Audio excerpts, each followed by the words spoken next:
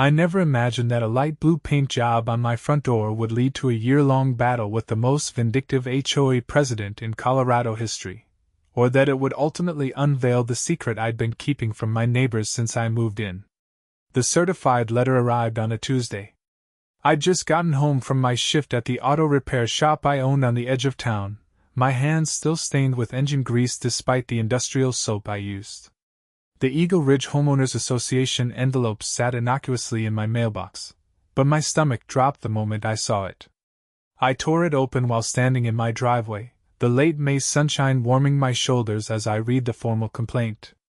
Dear Mr. Harris Reeves, it has come to our attention that the unauthorized paint color, Caribbean Blue number 5887, on your front door violates Eagle Ridge Covenant Section 8.3 regarding approved exterior color schemes. You have 14 days to repaint to an approved color or face a fine of $100 per day thereafter. Regards, Margaret Finch, HOA President. I stared at the letter, then at my front door. The blue wasn't even that bright, just a cheerful shade that reminded me of the summer sky. I'd painted it 3 months ago, and now suddenly it was a problem? Admiring your violation? A voice called from the sidewalk. Margaret Finch stood there in her usual uniform, beige capri pants, a pastel polo shirt, and a permanent expression of disapproval etched onto her face. Her highlighted brown hair was styled in the classic, "Can I speak to the manager?" bob. At 52, she'd made it her life's mission to enforce every minute regulation in our community with religious fervor. I just got your letter, Margaret, I said, trying to keep my voice neutral. The door's been this color for months. Nobody's complained. She crossed her arms. Well, someone has now. And as president of the HOA, it's my job to ensure compliance. Rules are rules, Harris. Let me guess, I said, leaning against my garage door. Was that someone you by any chance? The tightening of her lips told me everything. The covenants clearly state all exterior modifications must be approved by the Architectural Committee. You failed to submit the proper paperwork. I'd bought my house in Eagle Ridge 3 years ago when I moved back to my hometown after 8 years in the Army. The neighborhood had seemed perfect, new construction, mountain views, and close to my shop. The HOA fees were steep, but I figured they were worth it to maintain property values. That was before Margaret Finch had been elected president 6 months ago. I'll look into it, I said, which was my way of saying I'd deal with it later. Margaret's eyes narrowed. 14 days, Mr. Reeves? Not a day more. As she walked away, I noticed her peering critically at other houses on the block. She had transformed our once friendly community into an anxious collection of homeowners walking on eggshells. People used to gather for impromptu barbecues and block parties. Now everyone scurried inside when they saw Margaret coming. I slept on the door issue, hoping my irritation would fade by morning. It didn't. In fact, the more I thought about it, the more it bothered me. Not just the door, but Margaret's whole approach to running the HOA. Last month, she'd fined the Thompsons $200 because their 7-year-old left a bicycle on the front lawn overnight. Before that, she'd sent violation notices to half the neighborhood for garbage cans being visible from the street for more than 24 hours. The next day at my shop, I mentioned the situation to my oldest employee, Frank, while we were replacing a transmission. That woman's on a power trip, Frank said, wiping sweat from his forehead. My sister lives in Eagle Ridge too. Says this Margaret character has doubled the fines for everything. It's just a door, I muttered. And honestly, I like the color. Frank looked up from the engine. You know, boss, sometimes I forget that you could buy and sell that whole development if you wanted to. I shot him a warning look. Keep your voice down. And that's not the point. Maybe it should be the point, he replied with a shrug. Just saying. The truth was, I lived a deliberately modest life despite my financial situation. After my military service, I'd invested my savings in a struggling local auto shop, turning it into a profitable business. But my real wealth came from elsewhere, an inheritance, and some extremely fortunate early investments in tech startups that had paid off astronomically. I'd created Summit Vista Development, the company that had actually built Eagle Ridge, as a way to revitalize my hometown with quality housing. But I'd kept my ownership of Summit Vista quiet. I'd wanted to live in Eagle Ridge as just another homeowner, not as the man who owned the development company. I'd handpicked the initial HOA board members, reasonable people who understood the spirit of the rules rather than just the letter. But after I stepped back from active management to focus on my auto shop, things had slowly changed. Board members moved away, new elections were held, and somehow Margaret Finch had risen to power. That evening, I decided to attend the monthly HOA meeting instead of submitting to Margaret's demands about my door.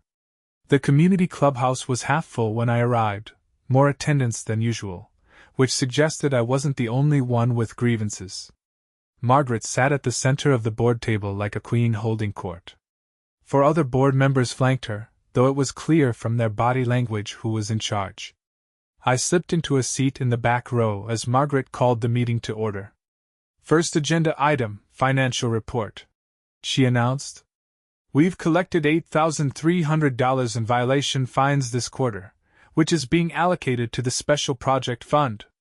A hand went up from the audience. What exactly is the Special Project Fund for? It's not in the budget documents. Margaret's smile didn't reach her eyes. The board is evaluating several community enhancement options. We'll announce the project once details are finalized. More hands went up, but Margaret swiftly moved on to other agenda items.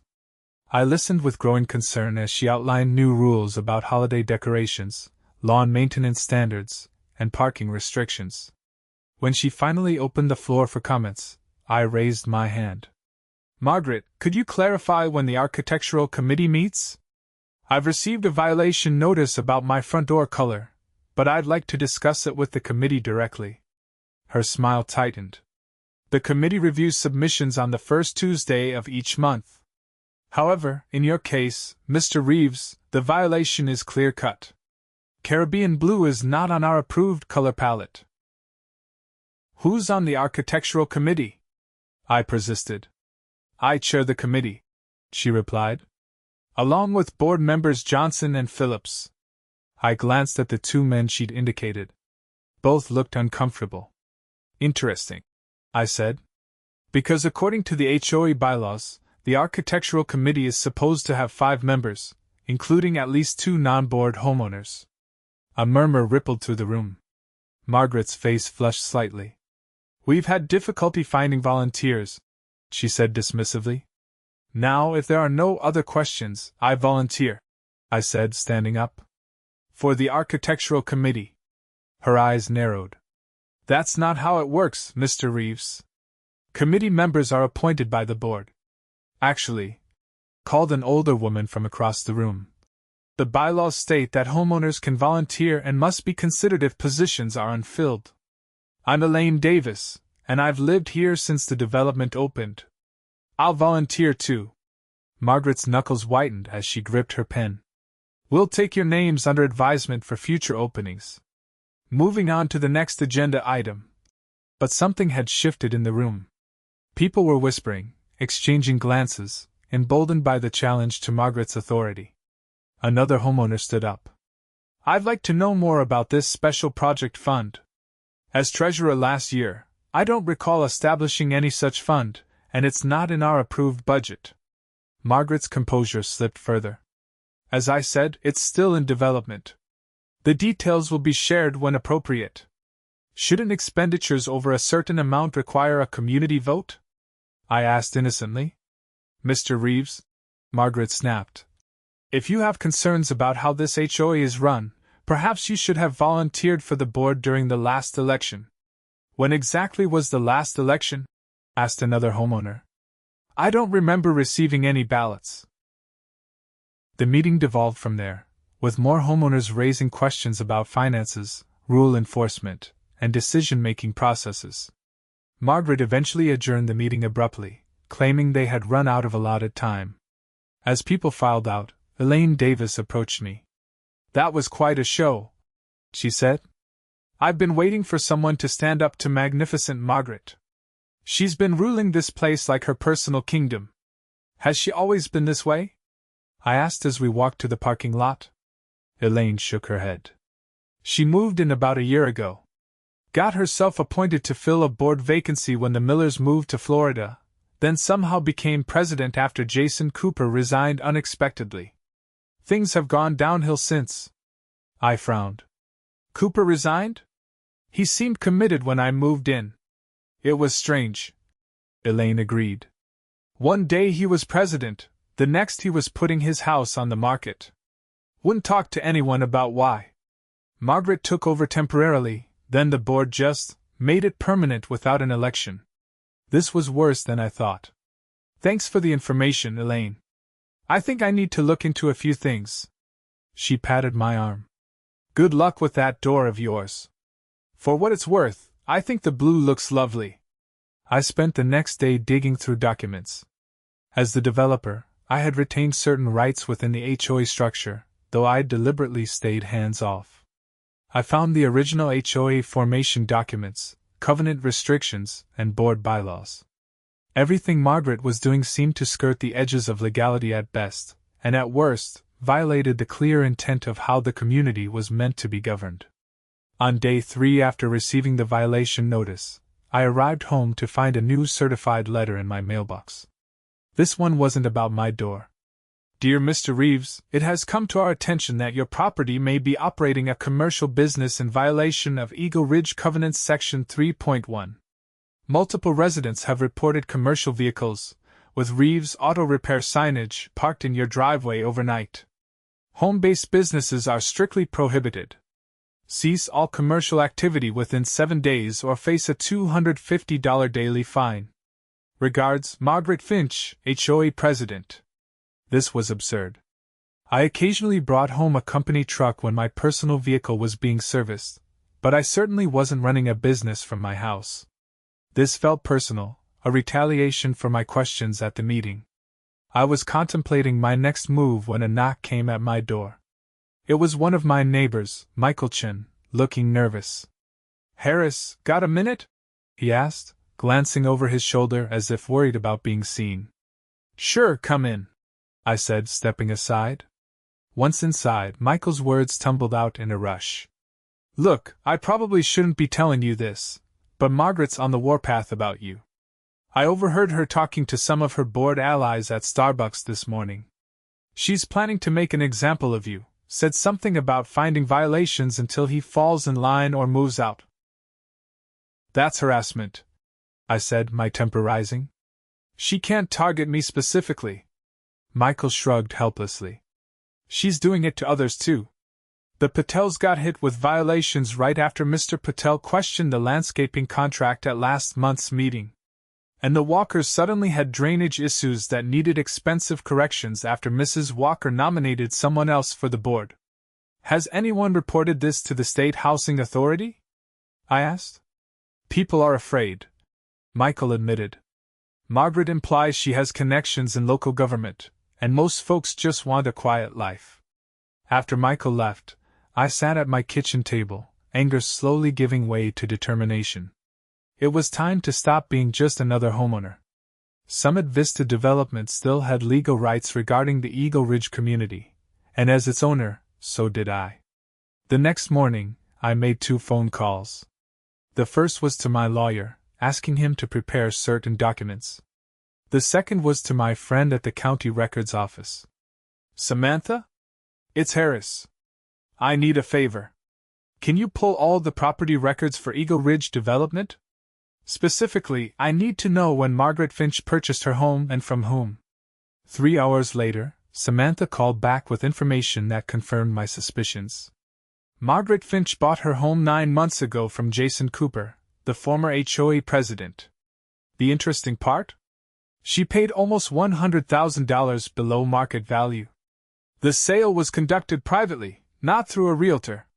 That's convenient, I said. Anything else unusual? Actually, yes. 2 weeks after buying Cooper's house, she purchased another property in Eagle Ridge, a foreclosure on Spruce Lane. She's been renting it out, though your HOA rules specifically prohibit short-term rentals. The pieces were falling into place. Thanks, Sam. I owe you dinner. Make it that new Italian place, and we're even. She laughed. Armed with this information, I drove to my auto shop and opened the safe in my office. Inside was a folder labeled Summit Vista, Eagle Ridge, containing documents I hadn't looked at in years. I wasn't just a homeowner who could file complaints. I was the developer who had created Eagle Ridge and retained certain rights in its governance.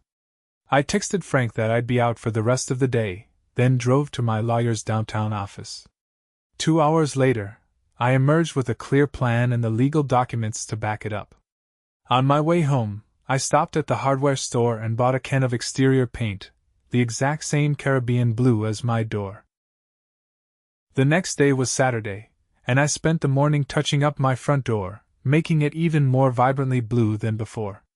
As I expected, it didn't take long for Margaret to appear, power walking down the sidewalk with a cell phone in hand, presumably documenting my continued violation.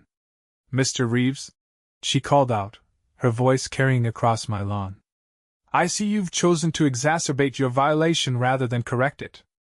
I set down my paintbrush and turned to face her. "Good morning, Margaret. Beautiful day, isn't it? You received clear instructions to repaint your door to an approved color," she said, taking photos with her phone. "This deliberate defiance will result in the maximum fine." I smiled pleasantly. "Actually, I've been meaning to discuss that with you. I've reviewed the original architectural guidelines for Eagle Ridge, and interestingly, Caribbean blue was on the approved color palette when the development was established." She scoffed. "The board updated the palette last year. The current restrictions are what matter." "About that," I said, stepping down from my porch, "I've been looking into how those changes were made. According to the Master Covenant, any substantial changes to the architectural guidelines require a 2/3 vote of all homeowners, not just the board." Margaret's smile became brittle. "The board has authority to make administrative updates. Now, if you'll excuse me, I'm not finished," I said, my voice hardening slightly. "I've also been reviewing the HOA financial records. Public documents show the HOA collected over $30,000 in fines last quarter, but only $8,300 was reported at the meeting. I'm curious about the discrepancy." Her face flushed. "Those records are confidential." "How did you? HOA financial records are legally required to be accessible to all members," I interrupted. "And as for the special project fund you mentioned, I can find no board minutes approving its creation." Margaret's eyes darted left and right, checking if any neighbors were witnessing our conversation. "Mr. Reeves, if you have concerns, file them formally with the board. This harassment is inappropriate." "One last thing," I said as she turned to leave. "I know about your rental property on Spruce Lane. The one operating in direct violation of the rental restrictions you've been so vigorously enforcing for everyone else." She froze mid-step, then slowly turned back. "I don't know what you're talking about." "I think you do. Just like you know exactly why Jason Cooper sold you his house for $100,000 below market value right before resigning as HOA president." The color drained from Margaret's face. "You're making serious accusations without any proof." I smiled. "I have proof, Margaret. More than you can imagine. And on Monday, I'll be presenting it all at an emergency HOA meeting that I've called as the developer of Eagle Ridge." "The developer?" she sputtered. "What are you talking about?" "Summit Vista Development," I said simply. "I own it. I built Eagle Ridge. And according to the Master Covenant that I wrote, I retain the right to call emergency meetings when there's evidence of mismanagement." For the first time since I'd met her, Margaret Finch was speechless. She opened and closed her mouth several times before finding her voice. That's impossible. Summit Vista is a major development company." "Yes, it is," I agreed. "And I've been content to let the HOA run itself as intended, a community-focused organization that maintains standards while fostering a positive neighborhood environment. Unfortunately, under your leadership, it's become something very different. You can't prove anything," she finally said, but her voice lacked conviction. "Monday, 7 p.m. at the clubhouse," I replied. "I've already notified all homeowners. I suggest you come prepared to answer some difficult questions." As Margaret hurried away, I returned to painting my door, feeling lighter than I had in months. The confrontation had been brewing for too long, and while I hadn't planned to reveal my ownership of Summit Vista, Margaret's escalating abuses had forced my hand. Word spread quickly through Eagle Ridge. By Sunday morning, my phone was buzzing with texts and calls from neighbors wanting to know if the rumors were true. I confirmed what I needed to but kept the details of Margaret's activities vague, telling everyone to attend Monday's meeting for the full story. Sunday afternoon, I was washing my car when a black SUV pulled into Margaret's driveway across the street. A man in an expensive suit emerged and entered her house. 30 minutes later, another car arrived, this one I recognized as belonging to Carl Phillips, one of the board members allied with Margaret. Later that evening, Elaine Davis called me. "Harris, something strange is happening. Margaret and her board allies are going door to door asking people to sign some kind of document. They came to me, but I refused without reading it carefully. They seemed very agitated." "Did you see what the document was?" I asked. "They wouldn't leave a copy, but from what I glimpsed, it looked like a petition to remove you from the community for hostile actions against the HOA. They're claiming you've threatened the board and harassed Margaret." I sighed. Classic deflection strategy. They're trying to rally support before tomorrow's meeting. "It's not working," Elaine said with satisfaction. "Most people are refusing to sign. The Johnsons told them flat out that they're coming to hear your side tomorrow. Margaret didn't like that one bit. Thanks for the heads up, Elaine. See you tomorrow." I spent Sunday night organizing my documents and preparing my presentation. I'd uncovered far more than just Margaret's rental property violation. Financial records showed systematic discrepancies, with fine money apparently being diverted to accounts not controlled by the HOA. Property records revealed that 3 of the 5 board members, including Margaret, had purchased their homes under suspicious circumstances, all from previous board members who had suddenly resigned and moved away. Most damning of all, I'd discovered that the landscaping and maintenance contracts for Eagle Ridge had been reassigned last year to companies with significantly higher rates than previous vendors. A little digging revealed these companies were owned by Margaret's brother-in-law. Monday evening arrived, and I drove to the clubhouse 20 minutes early. To my surprise, the parking lot was already full, and people were standing outside the entrance. Inside, every seat was taken, with residents lining the walls and spilling into the hallway. Margaret and the board members sat at their usual table, looking tense. When I entered, the room fell silent, all eyes turning to me. I nodded to several neighbors as I made my way to the front, setting up my laptop and connecting it to the projector. "Thank you all for coming," I began once the murmuring subsided. "I've called this emergency meeting as the owner of Summit Vista Development, the company that built Eagle Ridge and established its HOA. Margaret interrupted immediately. "Mr. Reeves claims to be the developer, but has provided no proof. This meeting is unauthorized and, actually," I said, projecting the first document onto the screen behind me. "Here's the certificate of incorporation for Summit Vista Development, listing me as founder and sole shareholder.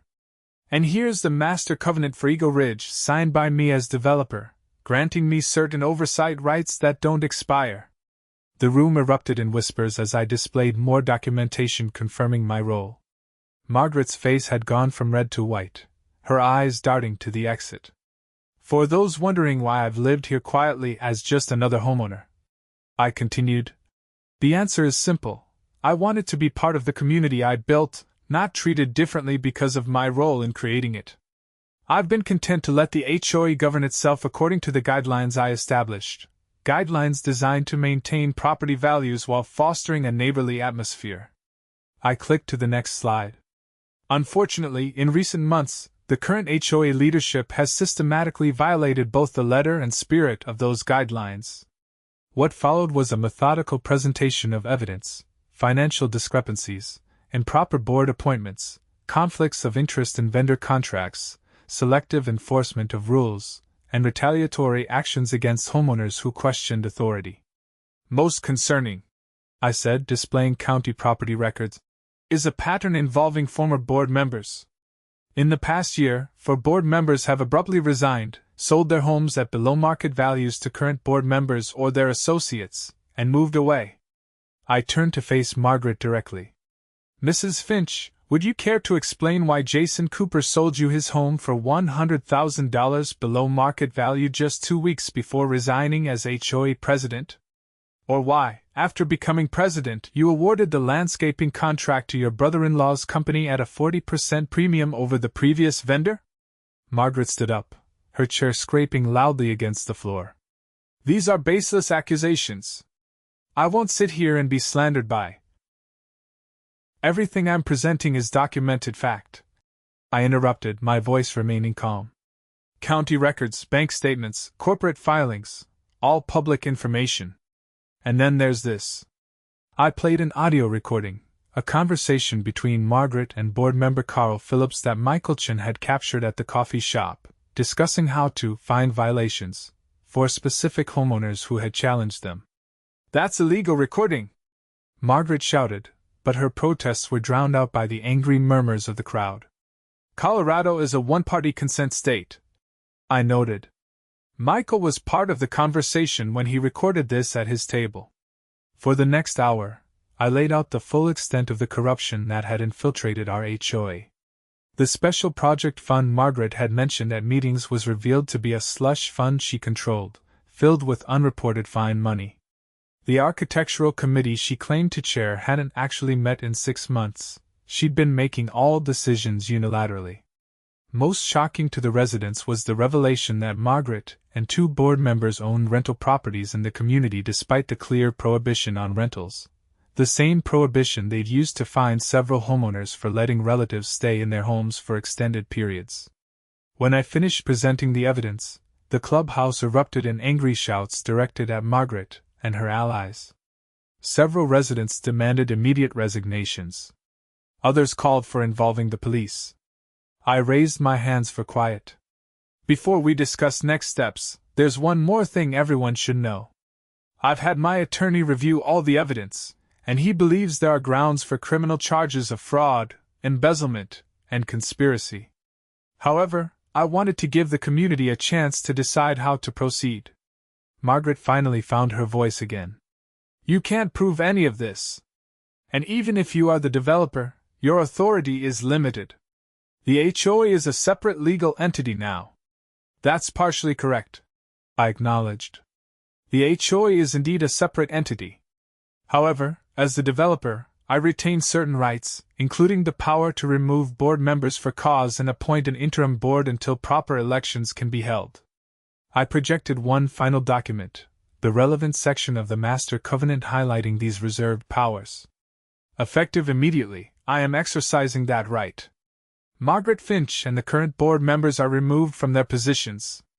The room broke into spontaneous applause. Margaret grabbed her purse and attempted to leave, but 2 homeowners blocked the door. One moment, Mrs. Finch, I said. The police are on their way. The evidence of financial fraud is particularly compelling, and they'd like to ask you some questions. Her face contorted with rage. You planned this all along! You trapped me! I shook my head. No, Margaret. You did this to yourself. All I wanted was to paint my door blue. The aftermath was both swift and satisfying. Margaret and 2 board members were arrested that night on preliminary charges of fraud and embezzlement. Further investigation revealed they had diverted nearly $50,000 of HOA funds to personal accounts over the past 8 months. The truth about the former board members also emerged. Margaret had systematically pressured them to resign by finding or manufacturing covenant violations, threatening massive fines, then offering to help them out by arranging quick sales of their homes to her associates at reduced prices. Those who refused faced escalating harassment until they gave in. In the weeks that followed, I worked with the community to establish a new interim board comprised of longtime residents with reputations for fairness.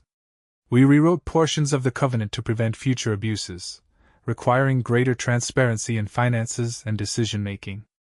As for my blue door, it became something of a symbol in Eagle Ridge. By the end of summer, At least a dozen other homes had front doors painted in various shades of blue, all properly approved by the new architectural committee, of course. 6 months after Margaret's arrest, she pleaded guilty to reduced charges in exchange for returning the stolen funds. She received probation and community service, but her reputation was irreparably damaged. She sold her Eagle Ridge home, at well below market value, ironically, and moved out of state. On the anniversary of the confrontation, Eagle Ridge held its first annual community picnic in the park at the center of the neighborhood. As I grilled burgers alongside my neighbors, Elaine Davis approached with a small gift bag. "From all of us," she said, gesturing to the gathered residents. Inside was a miniature replica of my front door, painted Caribbean blue, mounted on a plaque that read, "Sometimes it takes a blue door to reveal true colors." "Thank you, Harris."